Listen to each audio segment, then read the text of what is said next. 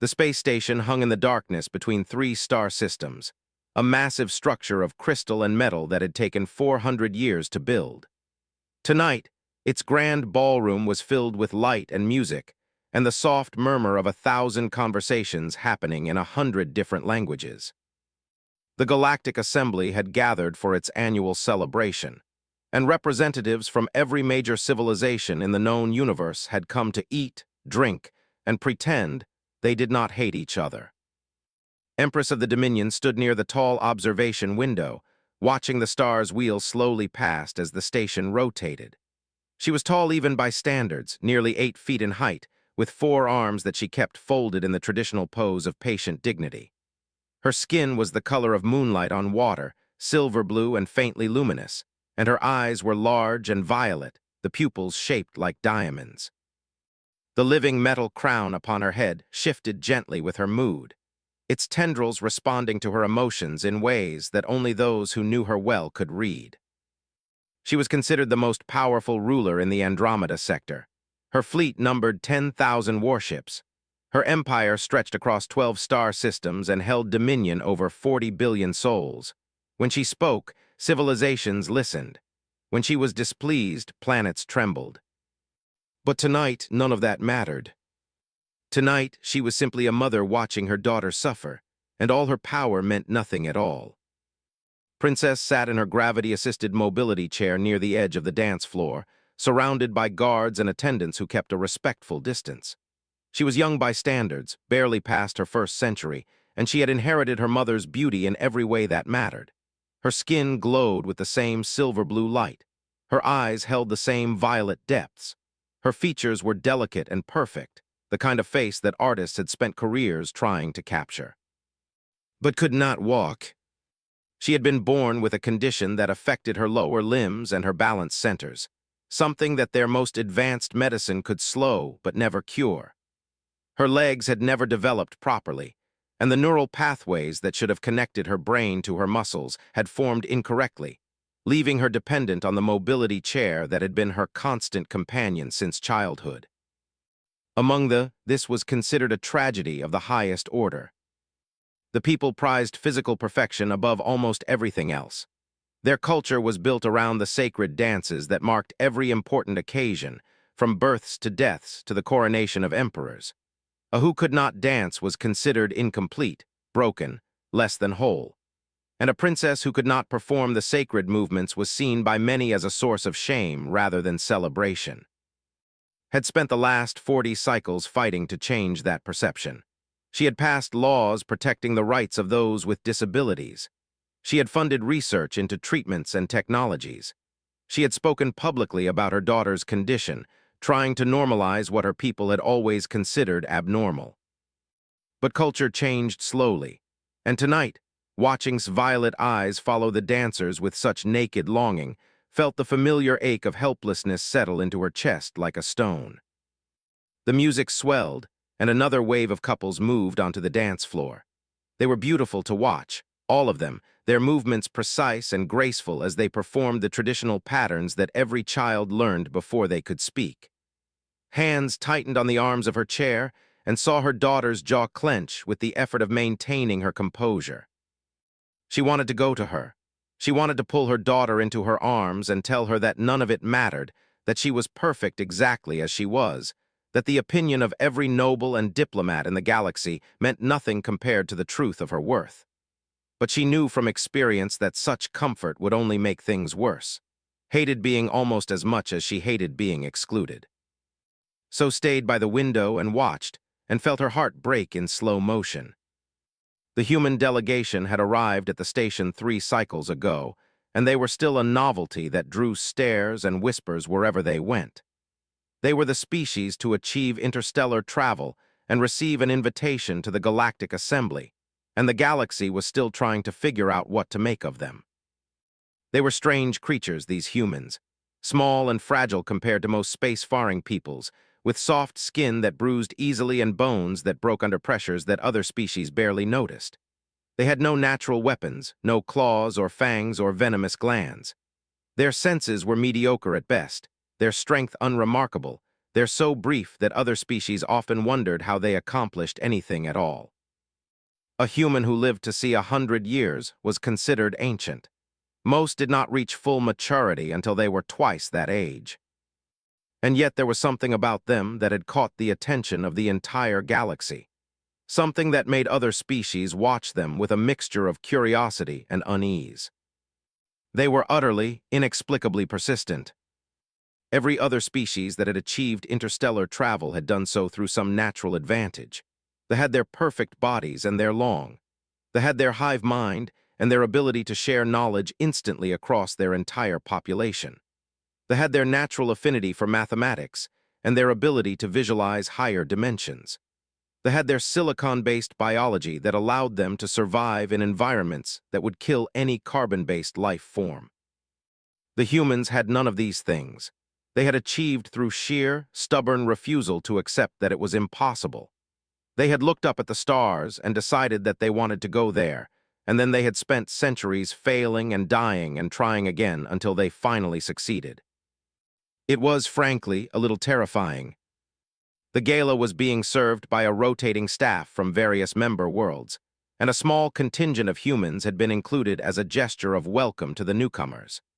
They moved through the crowd with trays of drinks and small foods, their faces arranged in expressions of polite attentiveness that seemed to come naturally to them. One of them caught attention. He was young, even by human standards, with brown hair that stuck up slightly in the back as if he had forgotten to comb it, and brown eyes that seemed to take in everything around him with quiet interest. He moved through the crowd with an easy grace that suggested comfort rather than training, stopping to refill glasses and exchange brief words with the guests he served. What struck was his smile. It was genuine in a way that she rarely saw at these events, warm and unguarded and seemingly offered to everyone equally, regardless of their species or status. He smiled at a drone the same way he smiled at an ambassador, with the same easy friendliness that seemed to cost him nothing at all. She watched him for a few minutes, curious despite herself, and then she saw something that made her breath catch in her throat. The young human had noticed. He had stopped in the middle of refilling a drink, his eyes fixed on the princess in her mobility chair with an expression that could not quite read. It was not pity, which was what she usually saw when people looked at her daughter. It was not curiosity or discomfort or any of the other reactions she had learned to expect. It was recognition. The human stood there for a long moment, watching the dancers, and then something shifted in his expression. His jaw set with a quiet determination that recognized, because she had seen it on the faces of soldiers about to go into battle. He set down his serving tray on the nearest table. Felt her hearts begin to beat faster. She did not know what the human was planning, but she knew that it was going to be something significant. She could see it in the way he straightened his jacket, in the deliberate way he began to cross the ballroom floor. He was walking toward her daughter. The guards noticed him immediately. They shifted into more alert positions, their hands moving toward their weapons, their eyes tracking the human's progress with professional suspicion. A member of the service staff approaching a member of the imperial family without invitation was unusual at best and potentially dangerous at worst. But the human did not seem to notice the guards at all. He kept walking, his eyes fixed on, his expression set with that same quiet determination that had caught attention. He stopped in front of the princess and bowed. It was a proper bow, the kind that was taught in the cultural sensitivity classes that all service staff were required to attend. But there was something different about it, something that made it feel less like a formality and more like a genuine gesture of respect. "Your Highness," the human said, his voice steady despite the tension that must have been running through him. "My name is Danny. I was wondering if you might do me the honor of sharing this dance." The silence that followed was absolute. Every within earshot had stopped talking. Every guard had frozen in place. Even the music seemed to pause for a heartbeat before continuing. Stared at the human with her violet eyes wide with shock. Her mouth opened and closed several times before she managed to speak. "I cannot dance," she said, her voice transmitted through a translator that gave it a slightly mechanical quality. "Surely you can see that I cannot walk." The human smiled at her. It was the same smile that had noticed before, warm and genuine and completely without pity. "I can see that you're sitting down," he said. "But I don't recall asking you to walk. I asked if you'd like to dance. Those are two different things." Blinked at him, clearly not understanding. "I do not. What do you mean?" "I mean that dancing is not about walking," Danny said patiently. "Dancing is about moving to the music, about feeling the rhythm and letting it move through you. There's no rule that says you have to use your legs for that." He held out his hand to her, palm up, the way he'd seen humans do when asking each other to dance. "May I?" Looked at his hand as if it were something alien and incomprehensible. "I do not understand what you are proposing." "I'm proposing that we dance together," Danny said. "You in your chair, me on my feet. I'll guide you across the floor and you'll be the most beautiful dancer in the room." He smiled again, a little wider this time. "Trust me, I've done this before." Found herself holding her breath. She wanted to intervene, to protect her daughter from what might be a well-meaning but ultimately humiliating experience. But something stopped her. Something in the human's voice, in his expression, in the absolute certainty with which he spoke. He meant it, he actually meant it. Must have sensed the same thing, because after a long moment of hesitation, she slowly reached out and placed her upper hands in his. "I do not know what I am agreeing to," she said quietly. "That's okay," Danny said, still smiling. "Neither did I the first time, just follow my lead." And then, before the guards could intervene, before anyone could stop him, he began to dance. Had seen many dances in her long life. She had watched the greatest performers in the galaxy execute movements of breathtaking complexity and beauty. She had attended ceremonies where the sacred patterns had been performed with such precision that they had brought tears to the eyes of everyone present. But she had never seen anything like this. Danny Marsh moved around the princess's mobility chair with a grace that seemed impossible for his species. He guided the chair across the dance floor with gentle pressure on its handles, spinning it in slow circles, dipping it back at dramatic moments, moving around it in patterns that made it clear that was not merely being pushed. She was being danced with. The human talked to her the entire time, his voice low and easy, as if they were the only two people in the room. Could not hear everything he said, but she caught fragments of it, questions about the music, compliments about her dress, gentle jokes about his own lack of coordination. "I'm honestly just trying not to crash us into anyone," she heard him say at one point, guiding the chair through a complicated turn. "My sister would be laughing her head off right now. She's a way better dancer than me, even from her chair." And then impossibly laughed. It was a sound that had not heard in public in years. Her daughter's laugh, genuine and unguarded and bright with surprise and delight. The sound cut through the noise of the ballroom like a beam of light through darkness and felt something crack open in her chest. "You have done this before," accused, though her voice was warm with amazement. "Hundreds of times," Danny confirmed.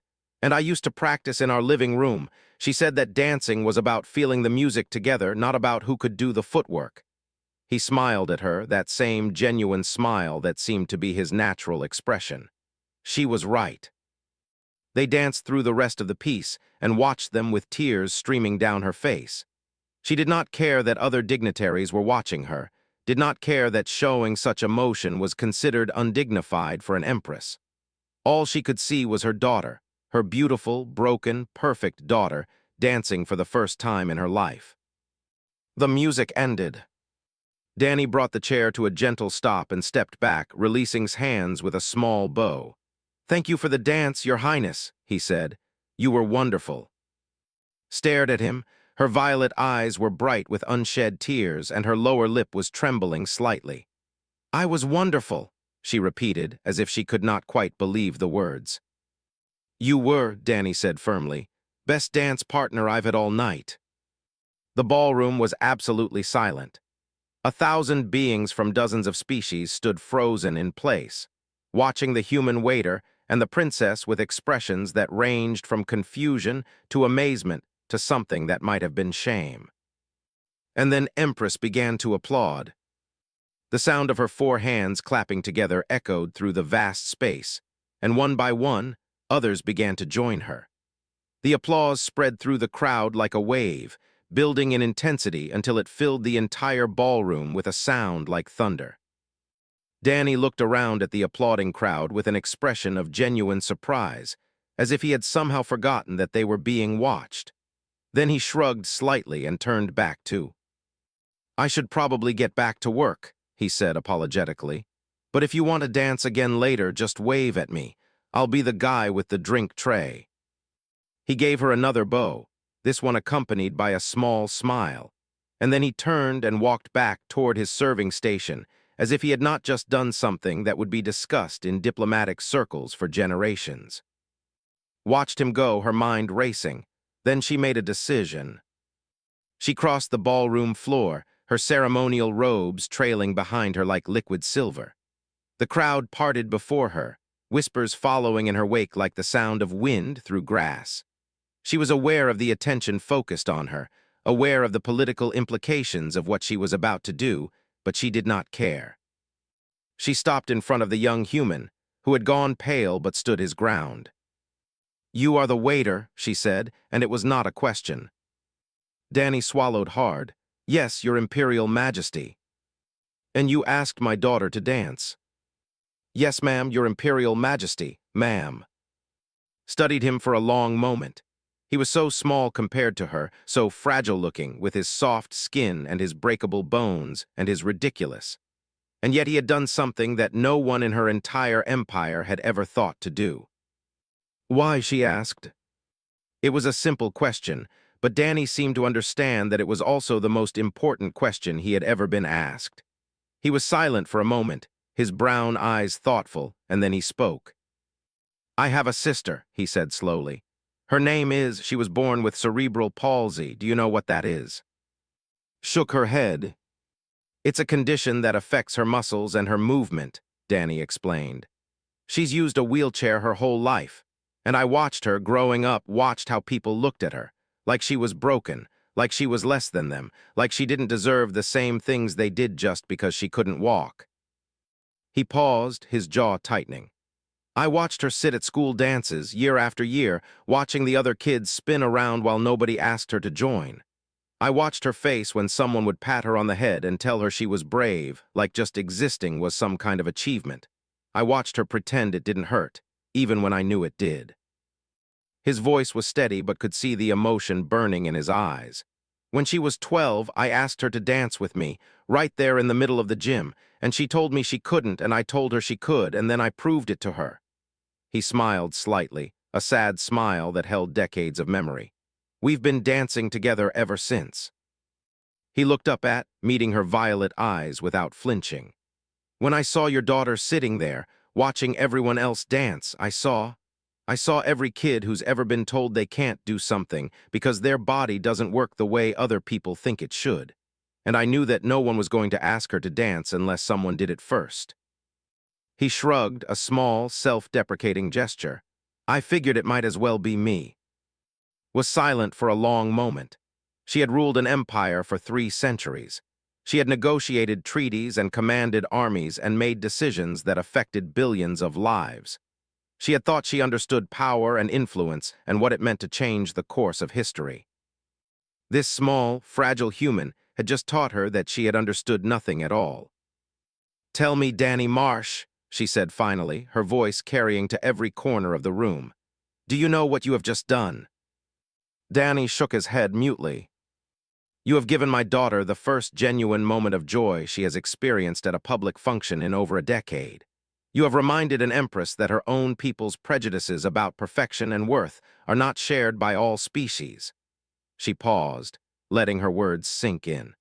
"And you have demonstrated something that I believe your people may be uniquely qualified to teach the galaxy." Danny found his voice. "What's that, Your Majesty?" Placed one of her 4 hands on his shoulder, a gesture of profound respect among her people. "That compassion requires no translation. That kindness does not calculate the worth of its recipients. That a person's value is not diminished by their differences." She looked around the ballroom at the assembled dignitaries, at the representatives of civilizations that had conquered stars and built empires and bent the very fabric of space to their will. "We have accomplished great things, all of us," she said, her voice ringing through the silence. "We have crossed the void between galaxies. We have harnessed the power of suns. We have created wonders that our ancestors could not have imagined." She turned back to Danny, her violet eyes bright with something that might have been tears. "But we have forgotten something that this young human apparently knows by instinct." "What's that?" Danny asked.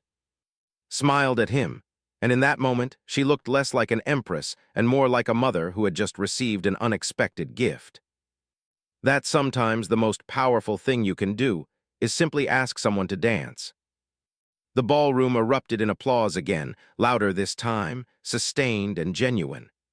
Danny stood in the center of it, looking overwhelmed and slightly embarrassed, like a man who had gone out for a walk and accidentally discovered a new continent. Wheeled her chair through the crowd until she reached them. Her violet eyes were still bright with tears, but she was smiling, a real smile that transformed her entire face. "Thank you," she said to Danny, her voice barely above a whisper. "Thank you for seeing me." Danny looked at her, and for a moment saw something pass between them that transcended species and culture and all the vast distances of space. It was recognition, pure and simple. Two souls who understood something about the world that most people never learned. "I see you," Danny said quietly. "I see you just fine." The rest of the gala passed in a blur for her. She made her required appearances, spoke to the diplomats she needed to speak to, fulfilled her duties as the host of the delegation. But her mind kept returning to the human waiter and the dance that had changed everything. When the evening finally ended, and she returned to her private quarters aboard the station, she found waiting for her. Her daughter was sitting in her mobility chair by the large observation window, watching the stars wheel past. She did not turn when entered, but she spoke immediately. "Did you know, Mother, about dancing from a chair?" Crossed the room and sat down in one of the chairs facing the window. "No," she admitted. "It never occurred to me." "It never occurred to anyone," said, her voice thoughtful rather than bitter. "In all our centuries of culture, all our sacred traditions, all our celebration of physical grace and beauty, no one ever thought to ask what dancing might look like for someone who could not walk." She turned to face her mother and saw something different in her daughter's expression, something that had not been there that morning: hope. "He told me about his sister," continued. About how they danced together in their living room, just the two of them, making up their own movements and laughing when they crash into the furniture." She smiled, a small, wondering smile. "He said she's the best dancer he knows, not despite her wheelchair, because of how she moves with it." Reached out and took her daughter's hands in two of her own. "All my life I have been told that I am incomplete," said, her voice steady. "That the sacred dances are to me because of how I was born, that I can never be truly because I cannot perform the movements that define our people." She squeezed her mother's hands. "Tonight, a human waiter from a species that has barely reached the stars showed me that everything I have been told is a lie." Her violet eyes were bright with determination now, the same determination that had seen in Danny's face when he crossed the ballroom floor. "I want to learn, Mother. I want to learn to dance the way he showed me. I want to create movements that are mine, that celebrate what my body can do instead of mourning what it cannot." She lifted her chin.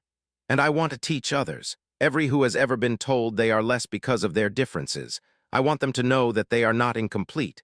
They are simply different, and different can be beautiful." Felt tears running down her face for the second time that night. She pulled her daughter into an embrace, wrapping all four of her arms around her, holding her close. "Then that is what we will do," she said. "We will change everything.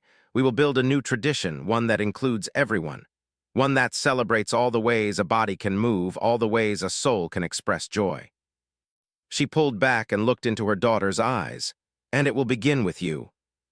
The news of the gala spread across the galaxy faster than any official communication could travel.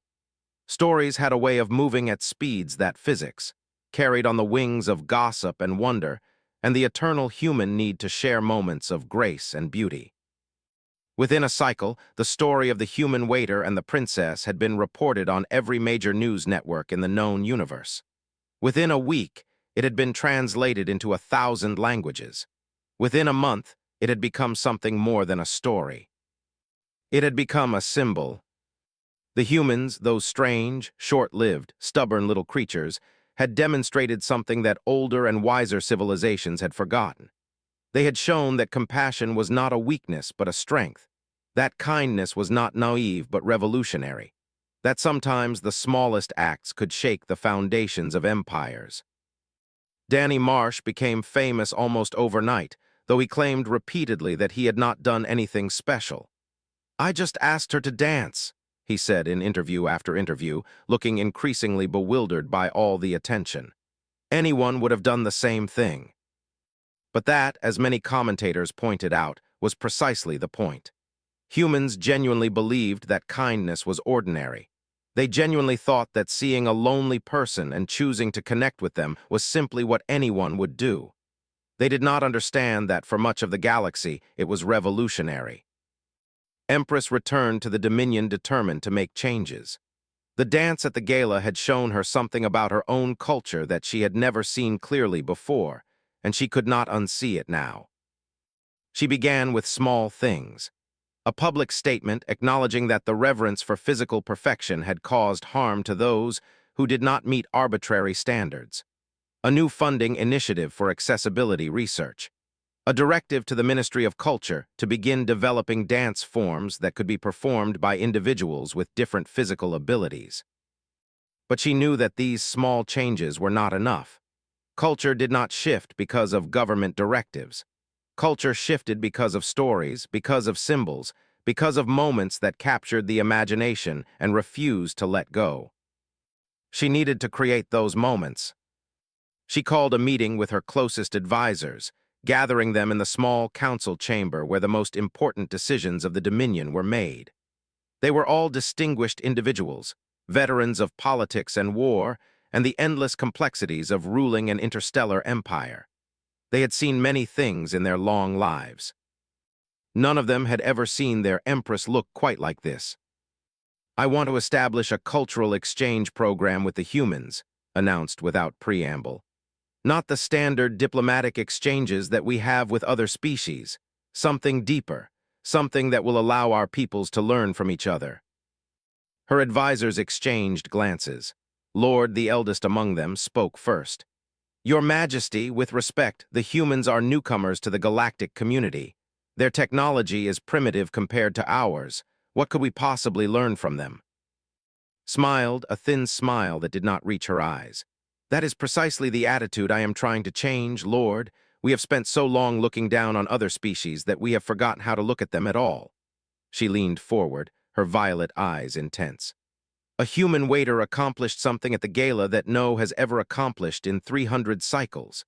He made my daughter believe that she was worthy of joy." The council chamber was silent. "How did he do that?"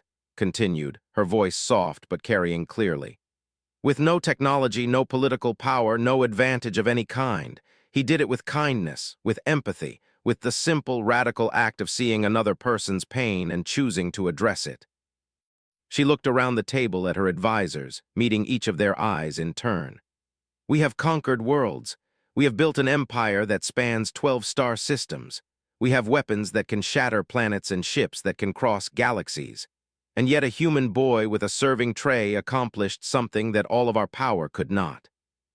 Lord shifted uncomfortably.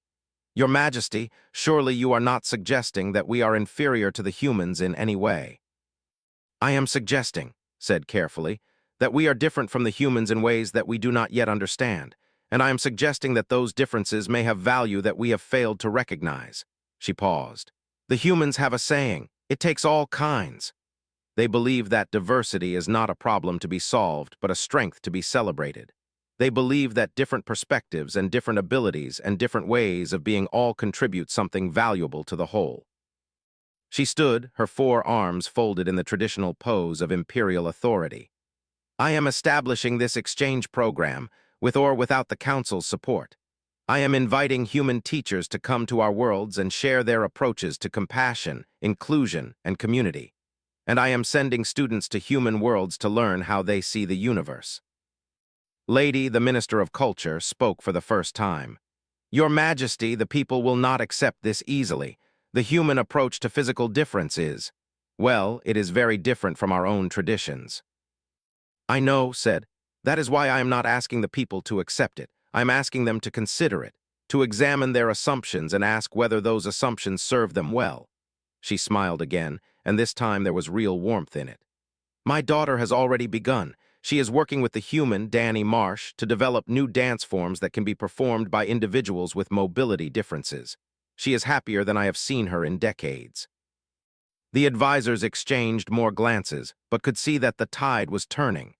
They were loyal to her, these old warriors and politicians, and they could see that she was serious about this.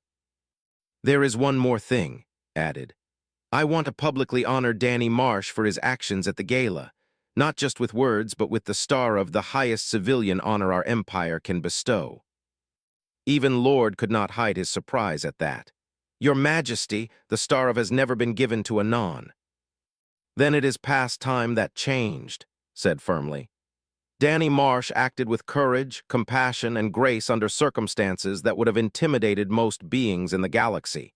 He risked his position and his reputation to do something kind for a stranger. That is exactly the kind of behavior our empire should be celebrating. The vote was not unanimous, but it was decisive. The cultural exchange program was approved. The Star of was authorized. And for the first time in the long history of the Dominion, an outsider was acknowledged as having something valuable to teach them. Danny received the news of his award with the same bewildered humility that had characterized all of his responses to the attention. I really didn't do anything that special, he told the ambassador who delivered the message. I just asked her to dance. The ambassador, a veteran diplomat who had seen many strange things in her career, found herself smiling. Mr. Marsh, may I tell you something? Sure. I have represented the Dominion for over a century. I have negotiated treaties that prevented wars and trade agreements that enriched billions. I have been called one of the most accomplished diplomats in the Empire. She paused. And in all that time, I never once thought to ask whether our traditions might be hurting the people they were supposed to celebrate. She reached out and placed her hand on his shoulder, the same gesture that the Empress had used at the gala. You did something that none of us could do, Mr. Marsh. You saw a problem that we had made invisible to ourselves, and you solved it with nothing more than kindness and courage. That is not a small thing. That is perhaps the most important thing there is. Danny looked at her for a long moment, his brown eyes thoughtful. Then he nodded slowly. Can I ask you something? He said. Of course. The princess, how is she doing?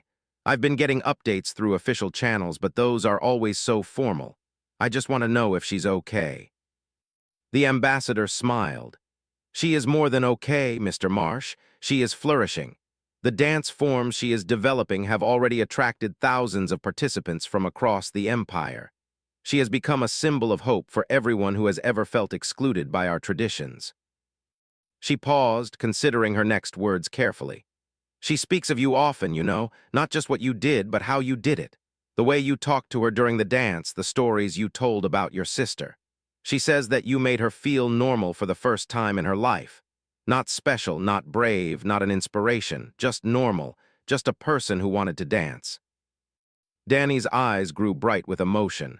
That's what Always says. She doesn't want to be anyone's inspiration. She just wants to be herself. She wants people to see her, not her chair.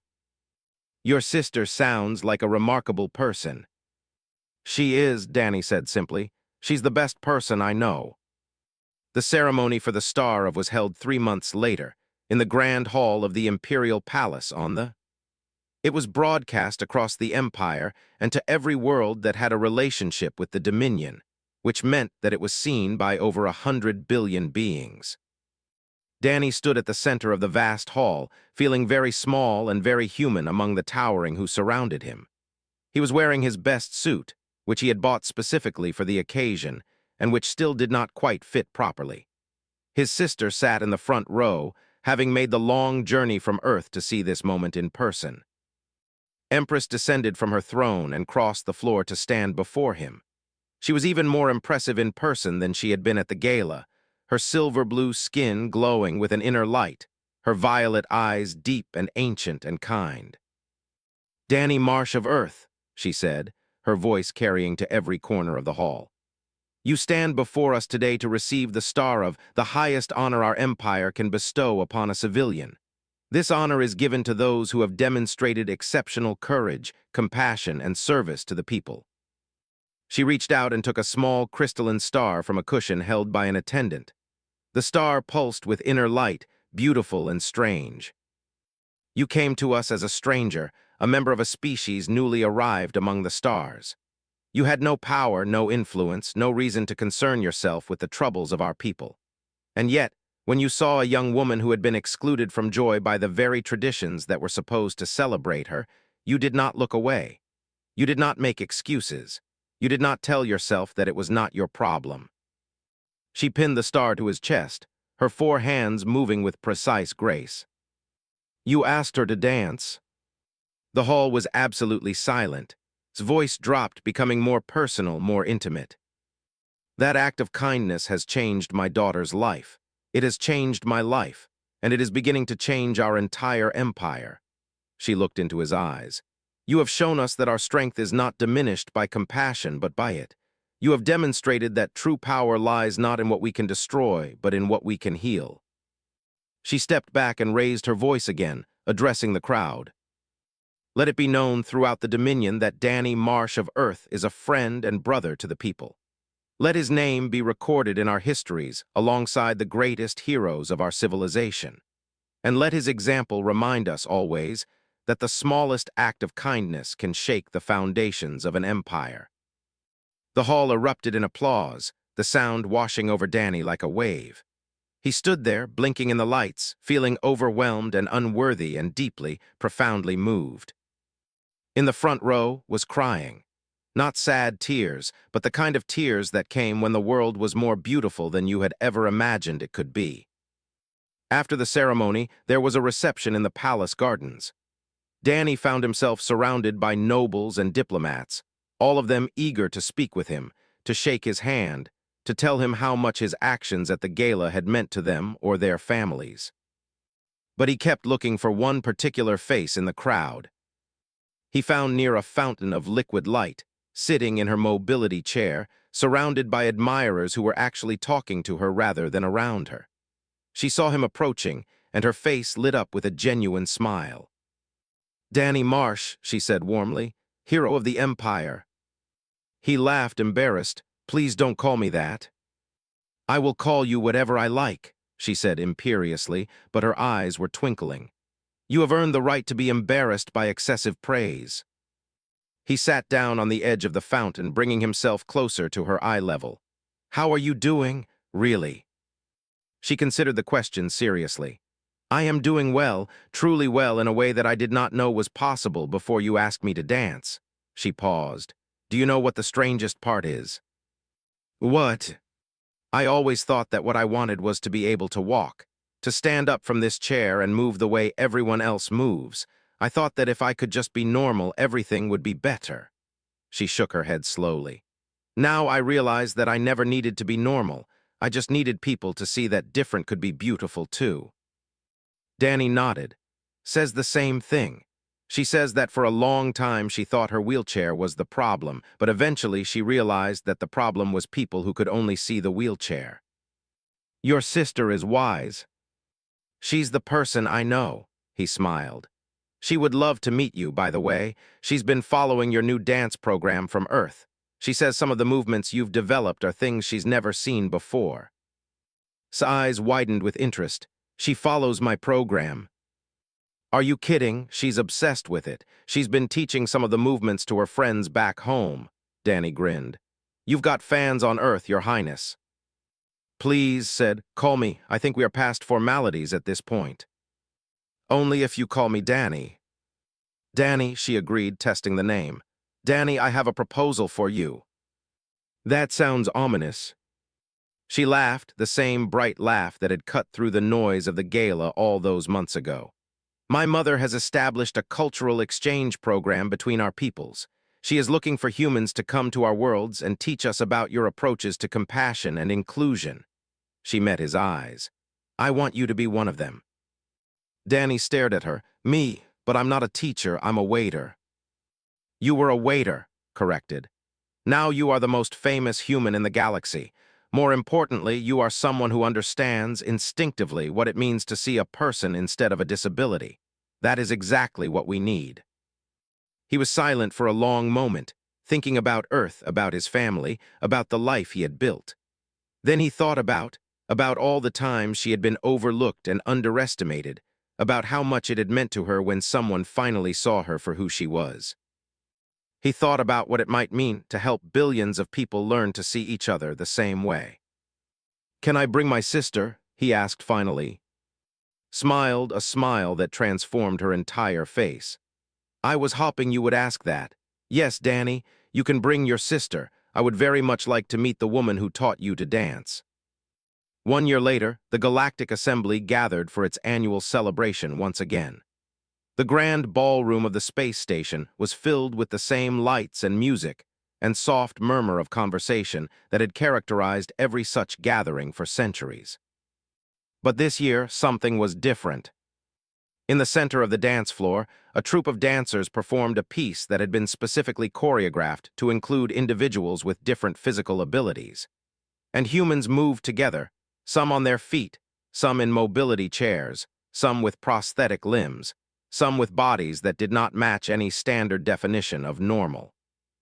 They were all beautiful. The dance was called the Invitation, and it had become the symbol of a cultural revolution that was spreading across the galaxy. Other species had begun to adopt similar approaches, examining their own traditions for exclusionary practices and finding ways to make them more inclusive. The humans, it turned out, had something to teach the galaxy after all. In the audience, Empress watched with tears in her eyes. Beside her sat Marsh, who had made the journey from Earth to see her brother and the princess perform together. On the other side sat Danny, who still looked uncomfortable being treated as a dignitary, but who had grown into his role as a cultural ambassador with grace and humility. "They're magnificent," breathed, watching her brother guide's chair through a series of sweeping turns. "They are," agreed, "and it is all because of you." Looked at her surprised. "Me, what did I do?" "You taught your brother to dance," said simply. "You taught him to see people instead of disabilities. You taught him that kindness was ordinary and that compassion was nothing special." She smiled. "You taught him everything he needed to know to change the universe." Was quiet for a moment, watching the dancers spin and glide and move together in perfect harmony.